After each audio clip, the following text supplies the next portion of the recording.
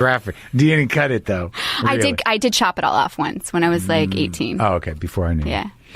Right. So, but fuck, you can watch all of my Conans and see like, what's this guy got going on today?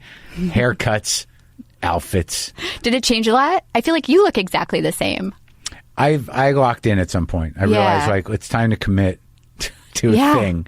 Well, I've had the mustache configuration for a while. I don't know if I had it when I met you. I don't think I had it when I got here. Maybe scruff, but not the mustache. I had long hair. Okay, I don't remember the long hair. I feel like you've always... I guess it was kind of short. You're look right. the same. I feel like you've always looked the same. Yeah, I'll take it. I think it's about right. Some people look drastically different from year to year. Yeah, well, some people do the rebranding. You know, like, that guy's not working anymore. I need a new hook. You know, that guy, what's his name? You know, he's a comic. He was on Comic Last Standing. Chris, tall guy. He used to be like, you know, he talks like this. He's from the South. Chris Porter. He went through full rebranding. What's the rebrand? Just like, you know, the horn rim glasses, short hair. No, like, he's not like white trash Southern rock anymore. He's like a comedy nerd guy now. Oh. Full. He went full Jonah Ray. Well, I guess we're allowed to evolve. Of course. I'm a full believer. So, all right. So you're going from town to town. What was it? Yeah. What were the cycles? Like every year or tighter? It must have been tighter than that. It really varied.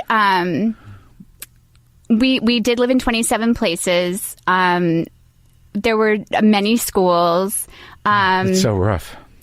It was definitely rough. And I feel like my formative years, though, were spent in Colorado Springs, which I kind of think of as home. Okay. Even though I never visit. Like high school? Yeah, like, you know, 9th grade in there. And then we moved to a little town called Woodland Park, Colorado. And then we moved to Halstead, Kansas when I was to Kansas. When I was a junior in high school. So you just kept pulling you out of high school, pulling you out of friends. So you're unable to really make bonds that lasted. Exactly. But like in terms of the bipolar situation, so your mom, was she just like kind of codependent in this situation? Did she have did she have any sort of will or strength of her own in the face of this horrendous, I'm assuming, tornado of bipolarity? No. No. She was married.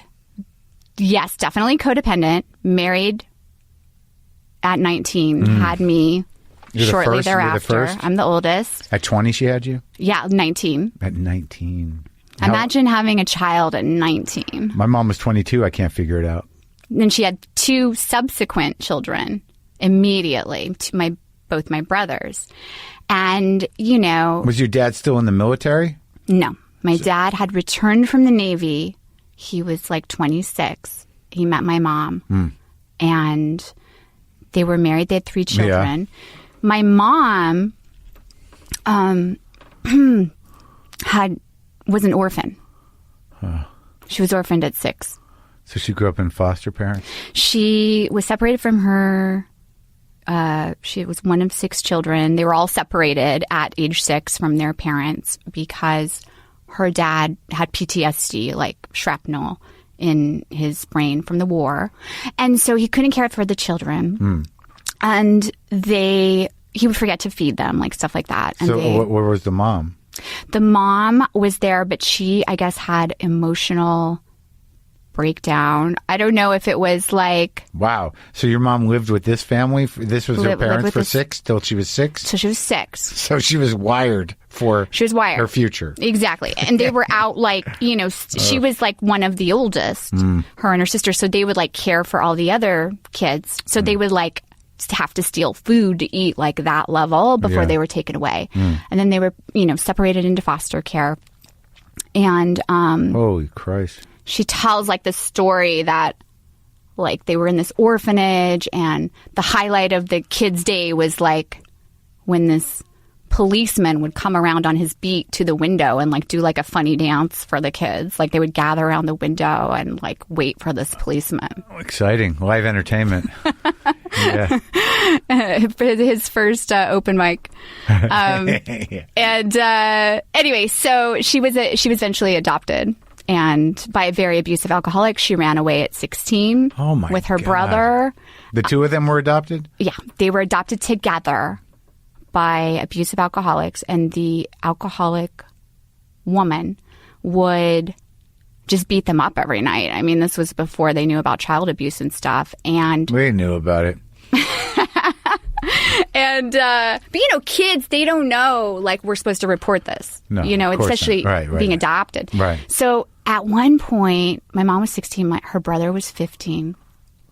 Her brother was getting, you know, beaten up or whatever, and he ran out the door to the police station. Yeah. And my mom ran after him. Yeah. And they were taken out of that home. And my mom went to live with her friend. And then she met my dad, like, you know, 2 years later. Oh, my God. And he's back from the Navy, and he's got the bipolar. Well, nobody knows that he has bipolar until years later. So my whole childhood, it was unmedicated. So, like, well, what did he go down? Like, I mean, like, depressed?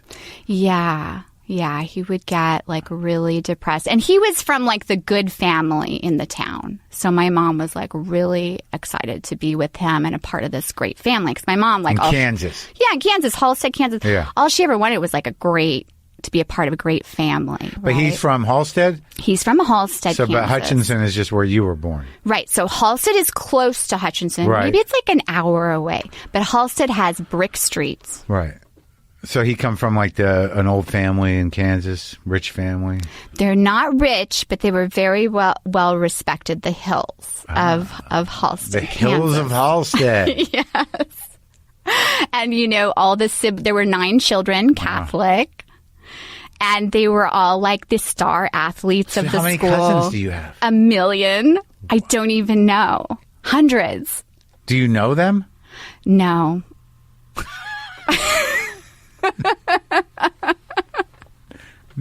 None of them? I mean, yes, of course I know them and remember them from many gatherings through my childhood. And my grandma always had like these fabulous gatherings with all the, you know, cousins and stuff. Right. But I'm not close. So this is like, not that I'm psychoanalyzing, but I mean, this is like kind of rough to get any footing in the old sense of self, I imagine. Just kind of a walking untethered vessel. That's the name of my next special. Walking untethered vessel. Wow. Yeah, truly. Truly. Yes, you're right. And you wandered out here somehow. Yes, I untethered. I blew in here from Kansas like the Wizard of Oz. Yeah. Untethered. Looking for someone to tether you. Yeah, looking to... For show business, to tether you. Yeah, looking to the most untetherable business in the world. To parent you. Yes, like so many others. I know. I know. But what was that like? So, like, are your siblings all right? They're great, that's Marc. Good. That's good. That's you look good story. Very concerned. No, I'm serious. Like, because, you know, you think of the three, like, coming from depression and that kind of stuff, and talking to so many people, it is nice to know that, you know, people get out. It's a good, you know, not only you, but they're doing okay. Yeah, for sure. It's inspiring. Did you take the hit for them? What do you mean? I mean, were you... Well, I mean, you're the oldest. Yes. So, like, were you more aware of, like, the insanity? Were you protective of them? Like... I was. It's really hard to, you know, live in that and want to protect everyone. And I definitely, like, wanted to, protect my mom and my brothers. It was a very turbulent household. So, you know, I definitely wanted to be able to do that. And I kind of, like, grew up kind of getting my validation in life by being people's counselor. You know? Hearing people out and supporting people, like your mom sometimes. Yeah, for sure. Was like always trying, to save my mom and help her. And what was it? Was your father abusive or just out of his mind? Both. He was a rager. Oh, yeah. So I know that one. I think that's why you always had a natural aversion to me. What? You're like, that guy's, he's a monster in there. I can see a monster. I've never had a natural aversion to you, Marc. Okay. What are you talking about? All Is right. this an imagined? Maybe it's slightly imagined, but I'm projecting. No, not really. Not really. I was a rager when I was younger. Yeah. So I understand it. Well, it's familial, right? So it's passed My old man, down. sure. Yeah. Yeah. Yeah, well, that's horrible. It's horrible. I mean, it's certainly, a lot of what, because I associate you with my ex-wife. So, and, that was much of the reason why she left me, was because of that. So, like, I'm familiar with it. And I know the damage that it can cause because it's just so, like, especially with bipolar is like you can't help them when they're depressed. They'll drain you that way. And then when they're manic and they're raging around, then you can't be close to them because they're going to hurt you. Right? So your whole sense of self gets all shattered. Yeah, I mean, and it's just really unpredictable. I mean, Right. it's so predictable, but You don't know when it's going to happen. So he would be like the most charismatic person in the world, and then alternately very depressed and sad, just like a black hole. Not talking to anyone, only speaking to the pets. And they get that horrible look in their eye when they're depressed. That kind of like there's like an almost kind of lostness. Inconsolable. Ugh, it's the Gone. worst. Not even there. Like there, but not there. Right. And then alternately extreme rage, like throwing the vacuum, like war zone. Oh, man. Sorry you went through that. Thank you. So not physically abusive, though, thankfully. That's lucky, though a little trickier to address the trauma. It is because it's subtle. Yeah, and it's like a period of trauma. Like I find, especially with the EMDR, that if you have an event that you can start with and move through, that seems to be really the good way to do it. But if you're just sort of like, well, my whole childhood. Okay, so that's a lot. That's a long therapy session. Did you do EMDR too? I have. Okay. I do it now. What was your experience? What's your experience? Well, my buddy Steve is one of the big guys, practitioners of it. Steve Danziger. You know Steve? No. He's my sponsor, but he's also my friend. Cool. And he got hip to it a few years back. So he actually teaches EMDR. So he he told me about it and he showed me how it worked. But lately I've been seeing a therapist who does it, a friend of his, this woman, in processing, the Lynn's death, and that, specifically, like the last week or a week or so ago, going through that last week of her life here. Here. Oh my gosh. Not knowing that she was dying, and then looking back at it after she passed, my place and the weight of that. We reprocessed that twice. The second time a couple weeks ago, and it definitely helps. Do you feel lighter, or you feel like, how is it making you feel? Well, I mean, it's really about, like you said, whether you believe in the hocus pocus of it or not, because I think that EMDR is an uphill battle. Is come on with the buzzers and the this and that, however you're going to do it, right? Yeah, it seems a little crackpotty, right? But there is some science there, and they're having a lot of success with vets and PTSD and stuff. So for me, once I understood that the agenda was to kind of like open up whatever I don't know. Do you know exactly how it works?